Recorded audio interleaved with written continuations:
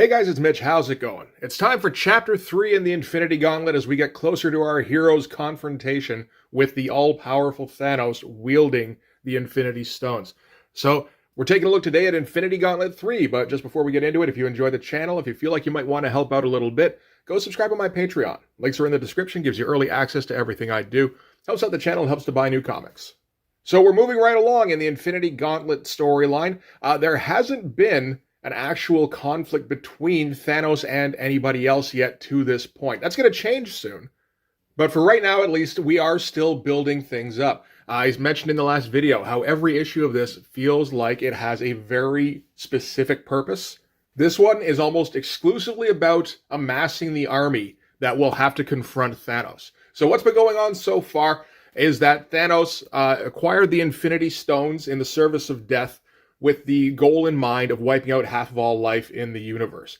After a bunch of grandstanding and, trying to convince her that obviously this was all in her interests, he remembered, oh shit, yeah, I still got to kill half the people in the universe. So he did that. And that was pretty much all of issue 1. Issue 2 was all about the immediate reaction of the heroes on Earth and throughout the cosmos a little bit. We got little glimpses here and there of like the Kree Empire, Galactus, like different entities in different parts of the universe. And we got the beginnings of an alliance against Thanos as Adam Warlock arrived on the scene. Adam Warlock, of course, hadn't been part of the Marvel Universe since the 70s, as Thanos himself hadn't been. Last time anyone had really seen him was in Marvel 2-in-1 Annual Number 2, when the Avengers had to go up against Thanos to stop him from trying to destroy suns, particularly, theirs. And Adam Warlock eventually was able to kill Thanos at the end of that. So him showing up now, I guess, bodes fairly well. I kind of like the symmetry of it, where Thanos reappears, so naturally Adam Warlock has to reappear to counter him. I imagine Jim Starlin likes that symmetry too. So I think that's enough backstory. We can get right into this. We can start with the cover. That's pretty involved. George Perez, almost called him George Peros, very different guy, has kind of made it his mission in this series to try and go as all out as possible, requesting more and more heroes get added to the story so that he can really knock people's socks off. And I think this kind of image here is the point of that kind of thing. So this is our grand army that's going to stand to oppose Thanos. It's always a pretty good trick to get a whole bunch of heroes on one cover and get them all doing something, like, coming at you, that kind of thing, and having to draw them at different depths, but still keeping them feeling proportionally correct to where each other are in the distance. There's an interesting thing I noticed here, which is that the background here, because this is all space background here, but not here. There's hatching going on, so I think this is meant to be a flash of light. But apparently the colorist decided not to do that. I have to assume that's because it would have clashed with all of the heroes here, and maybe against a darker background, it pops out better. But yeah, for everybody who's been a Marvel fan at this point and was thinking, man, it'd be nice to see George Perez's version of all of these guys, this is the issue for you. So we're going to open things up. We've got a big splash page to start with, as is tradition now. And I like the way that Jim Starlin uses splash pages in the script as more of a set the stage kind of thing. It's not necessarily to get a cool shot. It's not necessarily to surprise the viewer. It's more catching you up on where we are and reminding you of the stakes. So we open up here with the gigantic shrine that Thanos built to death and a few dozen planets arranged to spell out Thanos, which is kind of a goofy concept. But it is the sort of thing where if it actually happened, obviously that'd be fucking horrifying, so that'd be something. And just a great shot of the shrine here. I love the design of the shrine. I feel like it's very nicely executed. And Thanos is he's still just showing off. He's still idly torturing his brother Eros and just going, hey, check out the new thing I did. Meanwhile, Death, of course, isn't impressed, and Thanos kind of harumps off. And this is kind of the thing that undermines, I think, every supervillain plot. Really, inevitably, is that, okay, so Thanos got absolutely ultimate power. He became actual god, and then he couldn't think of anything to do. So he's just, like, oh, okay, well, I'll torture my brother endlessly. I'll arrange a bunch of planets to spell out my name. I mean, I think part of the problem is that he doesn't have incredible power, where he can't accomplish anything. He would just have to work at it every time. He has absolute power where he can do anything he wants instantaneously. So any twisted thing he thinks of that will amuse him for the moment, he'll go, oh, I know, I'll do this. And then he does it, and he goes, yeah, that's cool. Okay, now what? That's why I kind of appreciate it. In the first Avengers movie, the there is no throne speech from Iron Man to Loki. I feel like that's kind of along the same lines.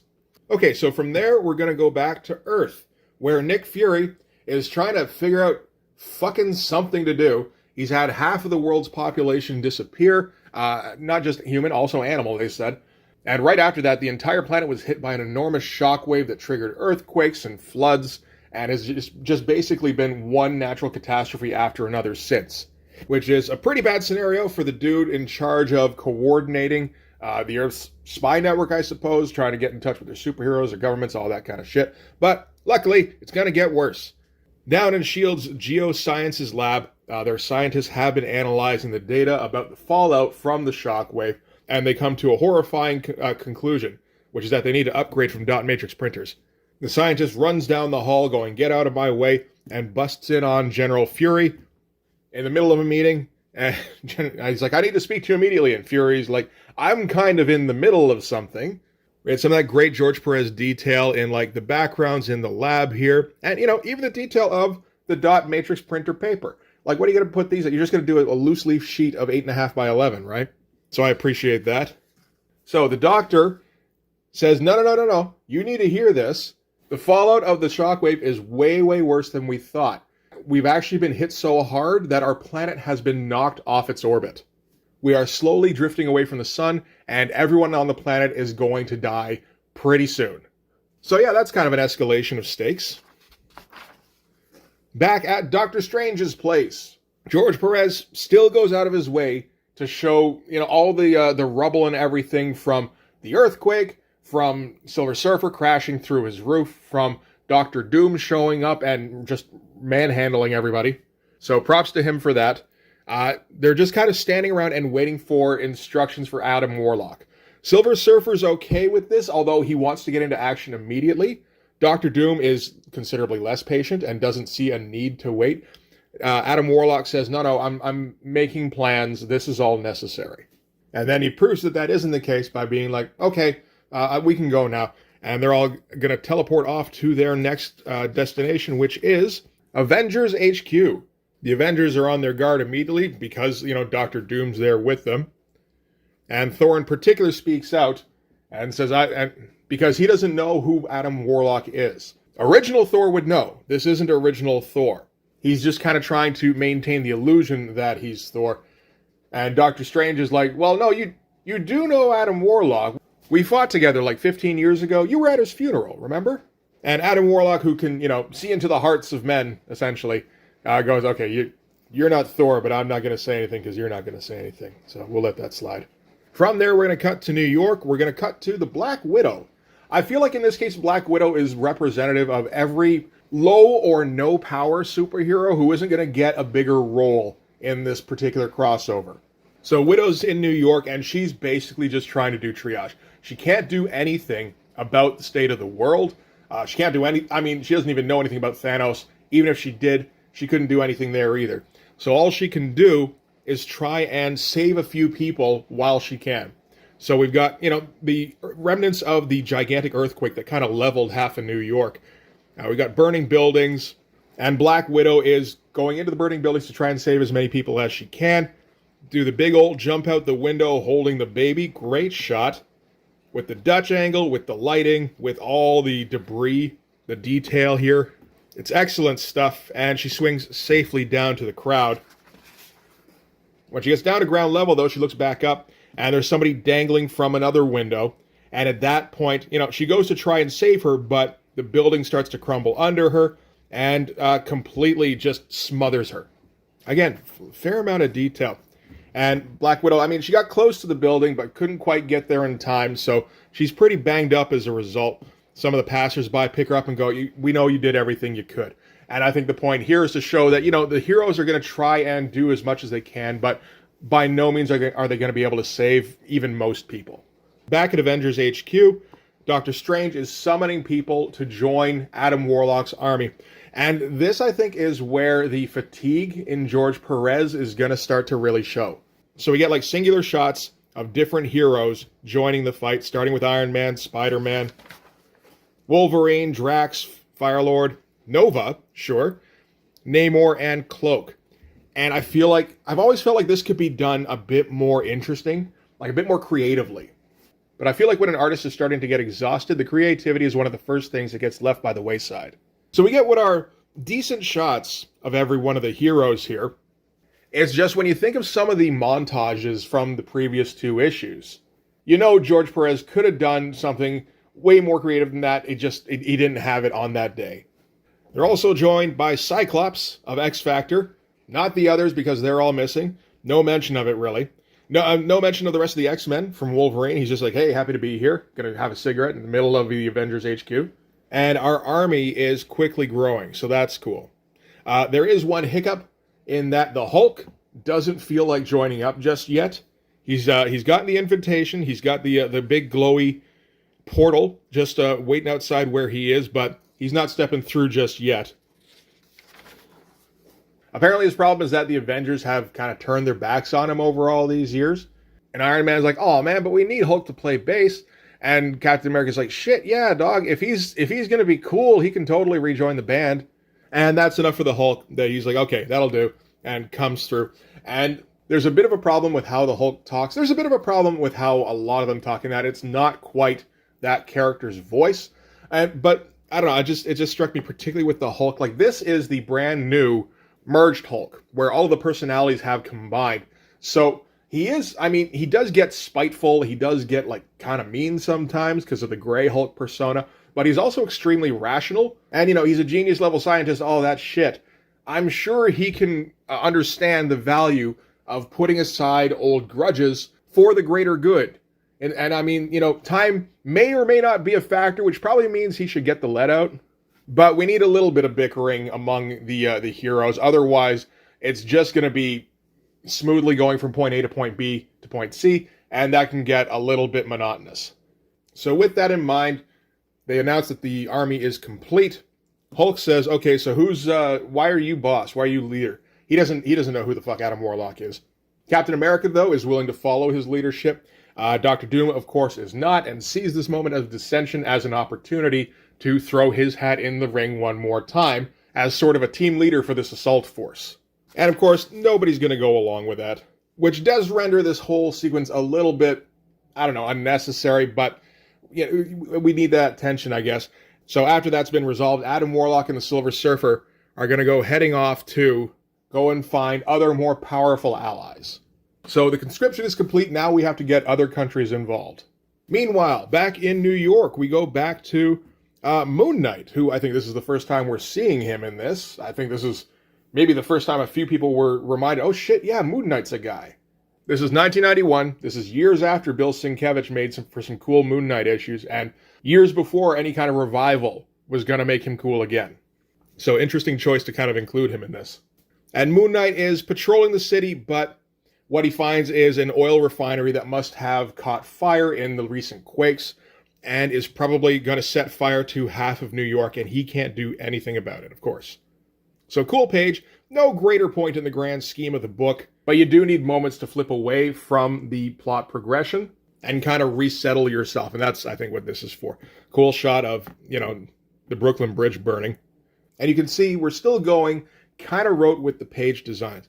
George Perez hasn't given up on the detail yet. He's still throwing in as much as he can on stuff like this. He's got no problem throwing, some buildings behind Moon Knight here and making them look pretty good.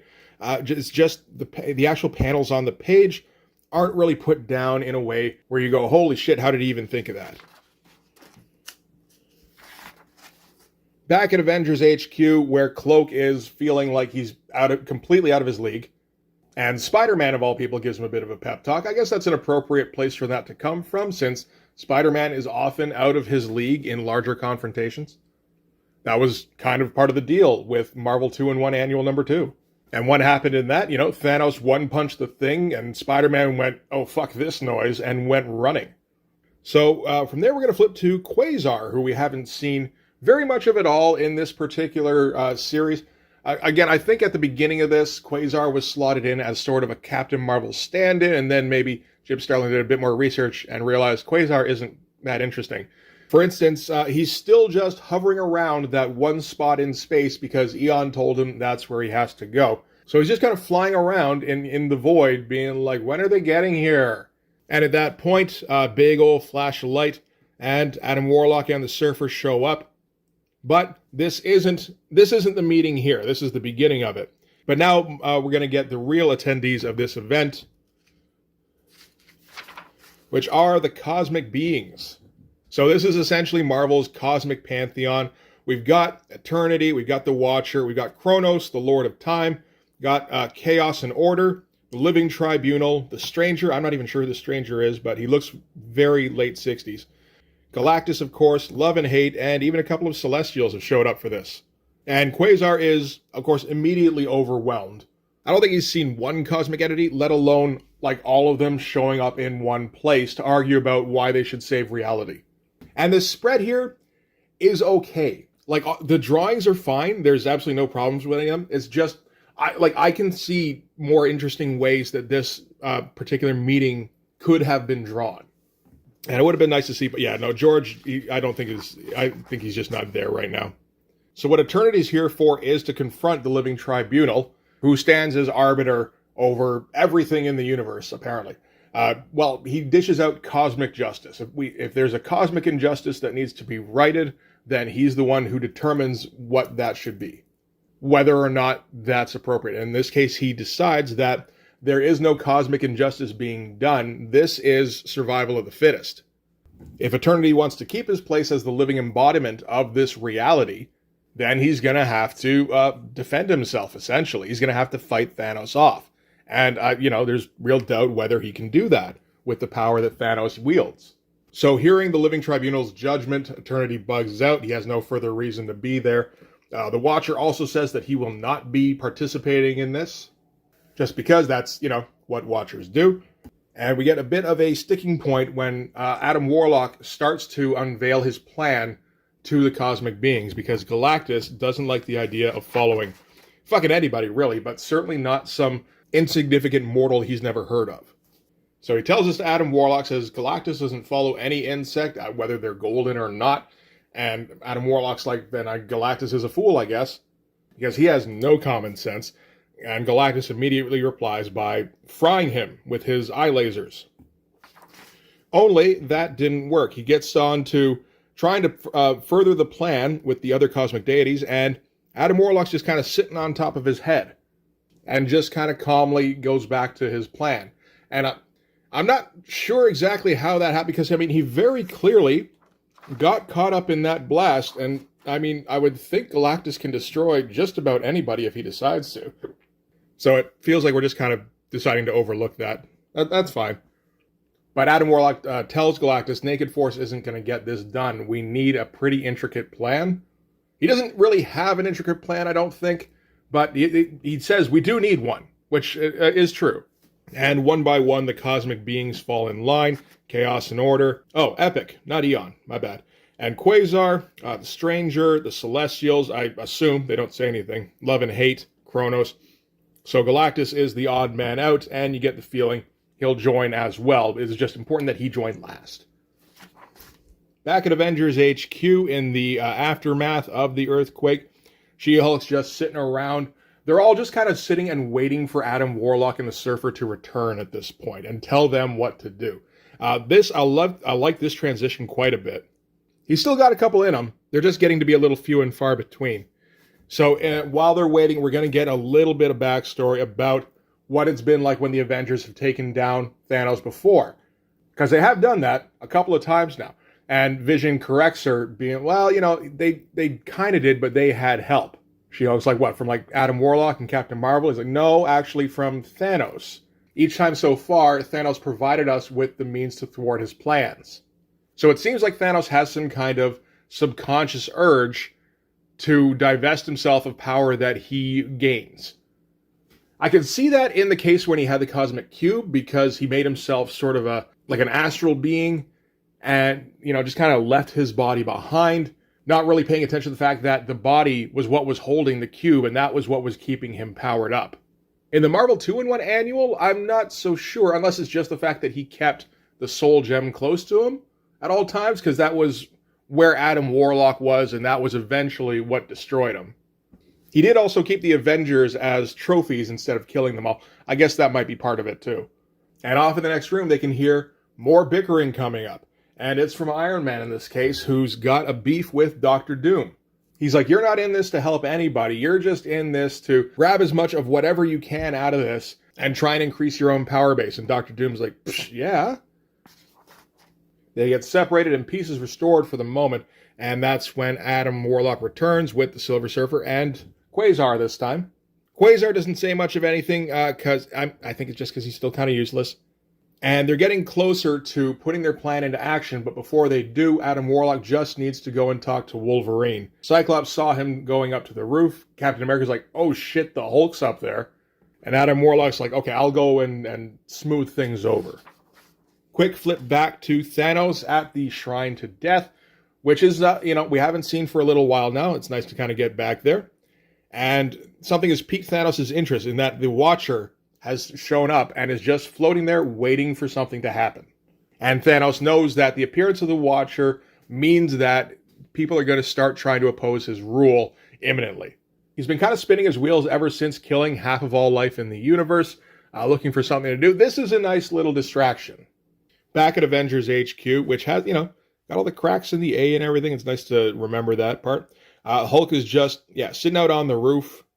Wolverine comes out for a smoke. And they have a little heart-to-heart. I did like the moment where the Avengers were like, oh, fuck, they're going to destroy the headquarters. But it turns out that's not going to happen. They're just going to have a bit of a talk. The Hulk in particular is like, hey, you know what? We've had a bunch of scraps over the years. And with just how nasty they've gotten, I feel like we've gotten to know each other pretty good.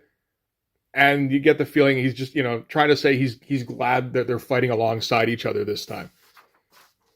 Adam Warlock appears behind them, tells them, okay, we're going to be leaving soon, but before we do, just one thing I need to discuss with you guys. If you get the chance, you guys have a different outlook on death than the rest of the guys down below, excluding maybe Dr. Doom, but I'm not talking to him about this shit.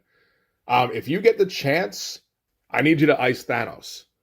And the Hulk and Wolverine don't really have any kind of problem with that. It's interesting looking back on this because this feels like it would have been kind of like an oh shit moment in 1991. These days, you get a hero being told, yeah, we're going to have to kill the bad guy.